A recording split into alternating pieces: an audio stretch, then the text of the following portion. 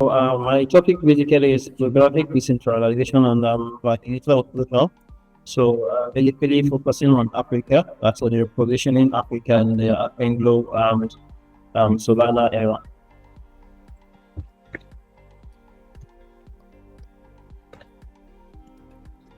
Alright. So there is a gap, and now here is the problem. Africa has over 1.5 billion people. That's about 18% of the population of the whole world.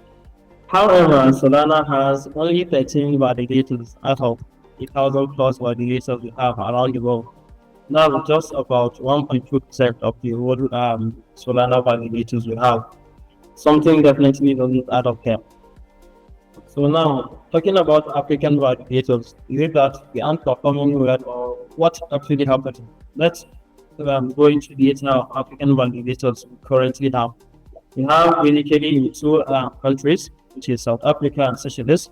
In South Africa, we have all of them here, and that's the number of sold all of them have a stake. That's not quite a low number of sold. In fact, they are doing perfectly fine. So why is it that we have lower number or low turn of validators in Africa? So basically, here is the real barrier. I wasn't able to get much data. I had to dig and dig. Well, that's basically what the research and loss. So from what I've been able to find out here or so. So basically, this 50,000 sold is growing from a Twitter conversation which happened not long ago, whereby someone was asking what's the problem. So an estimate of 50,000 sold was made in order to be profitable. This 50,000 sold doesn't just include the amount we stake, but also the daily voting fees, the annual voting fees accumulative, and also the operational costs, which consists of, say, the networking and maintenance fee. So going back to that, I'll go back to that a little bit. So here, one of the problems we face here in Africa is lack of electricity, which that could be solved with solar panels or solar power, which is obtainable power that's already put in place, and that's part of the operational cost we have. And also, going back to one of the issues we have, I was able to dig deep into the current Solana validators we have in Africa. One of them, which is from South Africa, which is Martin, is the second Solana validator, and he's very much proud of what he does. So one of the problems we had then was when we had network cables issue that broke. So it had to move down from Cape Town, where he previously were, back to Johannesburg. So this isn't something that affects Africa only. So let's say we have that same issue, which we don't wish for, happening in where we have the top city where validators are having a breaking cable, which reduces latency. That's basically going to affect a huge chunk of validators we have. So this is a more case study into why we should have more validators across the globe, not just chunk into a place, which majority of the validators we have currently happen to be, most of them being Europe. So coming back to success stories of what we have, it's not just trying to push. Those who are currently acting, how are they able to sustain? Is this something they are proud of? Is this something more people should go into? Definitely. Why? Here's the proof of work we have from 3 validators we have here in Africa. So the Martin I was talking about usually posts of what he does currently and his successful delegation to attraction. He's been able to gain a lot of traction with what he does, and he's doing perfectly fine with everything working upright and fine. And in fact, he's a huge advocate of. He started on Solana. You've been known that Solana has done much good. Right now, he has extended to even more change, being currently on Aptos and also on even more currency. And this all started with Solana. It is a huge success story, not just for Solana, but for the Web3 in general. Then you have it's more of a long-term sustainable operation, which has been featured by Marine Finance for what he does for the African population. Then we have the anonymous validator, which was mentioned by Raj I couldn't put the tweet here, but as you can see it right here. Okay, you can still see that. So he met Raj. Raj met him when he was narrating his success story as a validator, whereby he has been able to secure up to 3 million solana, which were dedicated to him, and he run everything from his own home. This is a big, huge story. So you don't have to think for something very big. To start with what you have. That's something nice, Then now, why are we enthusiastic about Alpenglow, and how does it change the transformation?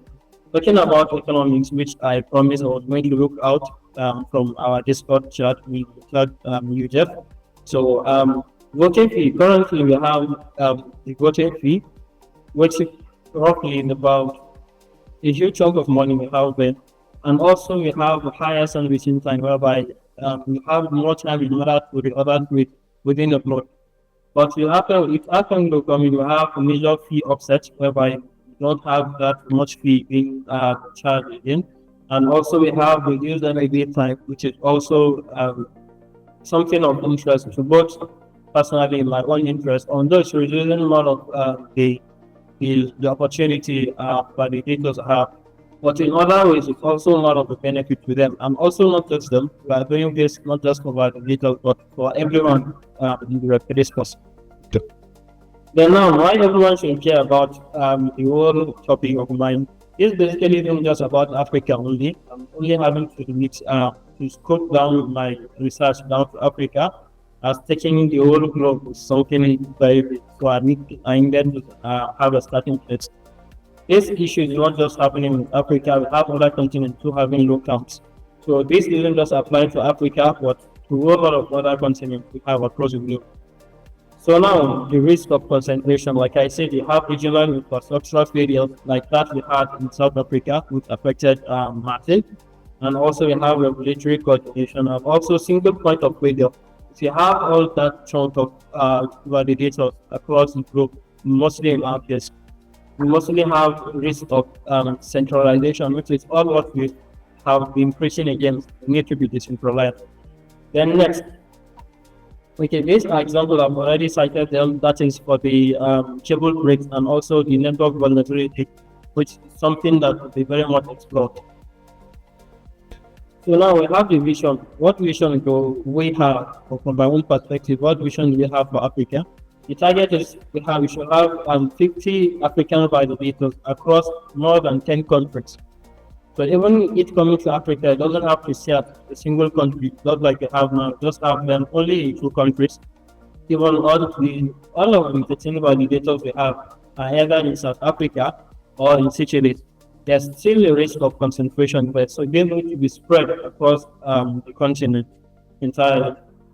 Apart from that, the target is to have more than 50 million annual validator revenue. And also the impact. What impact is this going to make to the blockchain? We're going to have more than an additional 500 plus validators say in blockchain space. And also we have job opportunities for anyone being with validator. Then also we have the improved DeFi access. That is, we have been preaching about DeFi. This is going to bring more about DeFi, seeing that we have localities, knowing that they're also part of the voting system of the entire blockchain stock. Then now we have truly global and also reliant network. This is going to move on from more of the centralized play that we have to a more decentralized world out there. So basically, here's the recommendation I have broken them down into 3. I have the enhanced incentive. Basically, Solana Foundation is doing growth with I can't. Someone should remind me of what SLP is. Solana Foundation Delegation Program. Yes, that helps a lot of validators even as of right now. So this is something that could be also improved.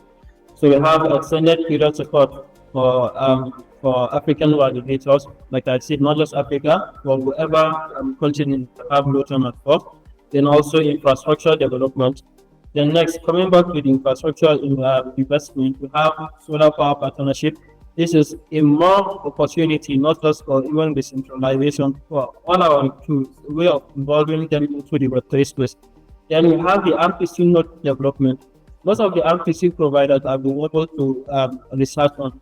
We have only two RPC nodes here in Africa, and unfortunately, both the two of them are AVM based. None of them is not of Sudan, but at least having that or having more RPCs, having a more smoother Web3 to work with. Then I've been able to check and see 005 fiber extension, which is also good, and also could be utilized for the benefit of decentralization. Then next we have community development, have technical training boot camps, we have local outreach education, and also regulatory engagement. We have doing fine research. Call to action, which is the last thing. If you are a stakeholder, you should support geographic diversity in the application, and also be an advocate for inclusive network policy. If you're an African entrepreneur, you should explore more of the Validator opportunities and join Solana community for. Even if you can't go more into the main yet, you still have testnet and a lot of things are willing there. Then you have for the ecosystem at large, Alpenglow is one of the biggest barriers we're working with, and also African movement is here, and the revolution will be decentralized and it will be global. Thank you very much.